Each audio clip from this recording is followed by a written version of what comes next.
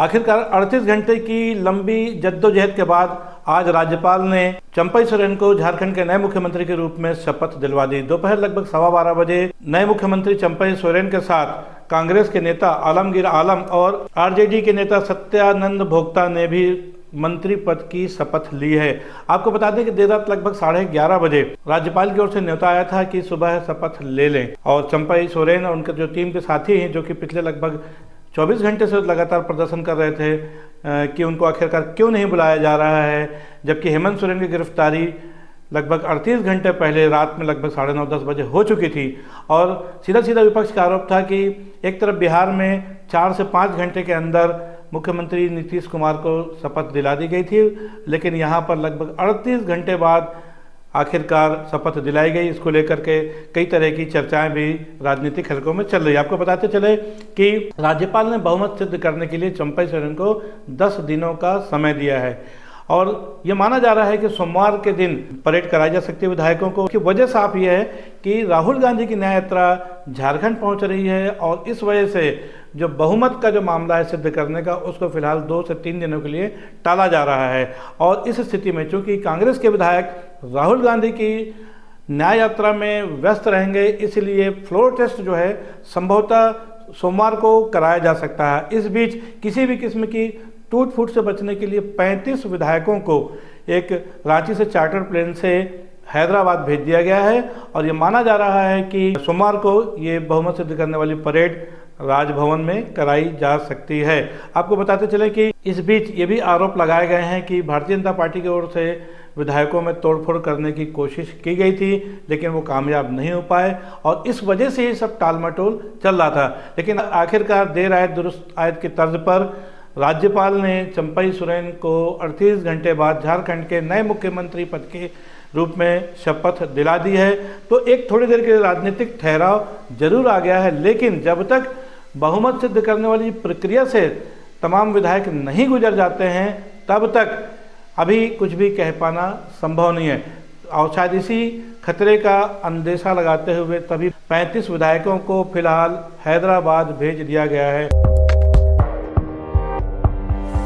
अब एक खबर हम बता रहे हैं दिल्ली से। दिल्ली में एक ज़बरदस्त प्रदर्शन आम आदमी पार्टी की ओर से किया जा रहा है। आपको याद होगा कि 3 दिन पहले जो चंडीगढ़ में मेयर के चुनाव में जिस तरह की घटनाएं हुई हैं, जिस तरह से 8 वोटों को रिजेक्ट करने के बाद पीठासीन अधिकारी ने भारतीय जनता पार्टी के मेयर पद के प्रत्याशी मनोज सोनकर को विजयी घोषित कर दिया था, उसके जवाब में आज आम आदमी पार्टी जबरदस्त प्रदर्शन कर रही है। इस बीच ईडी का एक और सम्मन से 5वां सम्मन अरविंद केजरीवाल के पास भेजा गया, लेकिन अरविंद केजरीवाल ने एक बार फिर जवाब दे दिया है और इस तरह से वो 5वें सम्मन के पास भी ईडी के पास नहीं पेश होंगे।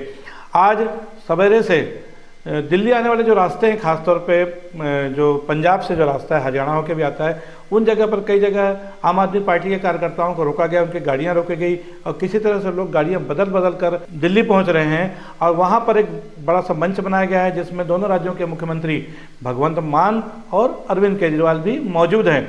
और आम आदमी पार्टी की तरफ से ये घोषणा की गई है कि वह भारतीय जनता पार्टी के दफ्तर के सामने प्रोटेस्ट करेंगे। जबरदस्त प्रदर्शन करने की तैयारी में हजारों की भीड़ में वहां पर मौजूद है।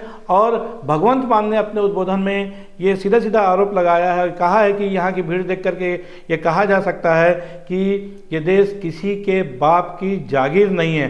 भगवंत मान जो पंजाब के मुख्यमंत्री हैं, उन्होंने साफ तौर पर माइक पर चिल्लाते हुए कहा है कि यहाँ की जो मौजूद भीड़ है, जिस तरह से जन समर्थन में लोग यहाँ इकट्ठा हुए हैं, उससे ये साफ जाहिर होता है कि ये देश किसी के बाप की जागीर नहीं है। उन्होंने ये भी आरोप लगाया कि भारतीय जनता पार्टी का बस चले तो इस देश में चुनाव ही न होने दें।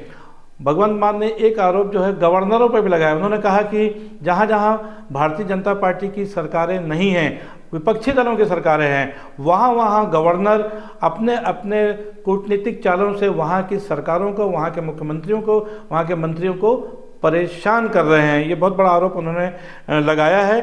और जहाँ जहाँ पर बीजेपी नहीं है, उसके अलावा एक काम और भी कर रहे हैं। तो गवर्नर है तो परेशान कर रहे हैं, जहाँ पर सरकारें बन रही हैं, जैसे कि झारखंड में देखा गया, और जहाँ सरकारें भाजपा की नहीं, स्पष्ट रूप से नहीं है, वहाँ एक काम और भी करते हैं, वो ईडी को भेजते हैं। ईडी की नोटिस आती है और ईडी की नोटिस के बाद एक के बाद आरोप लगा करके वहाँ के नेताओं को परेशान किया जा रहा है और गिरफ्तार भी किया जा रहा है।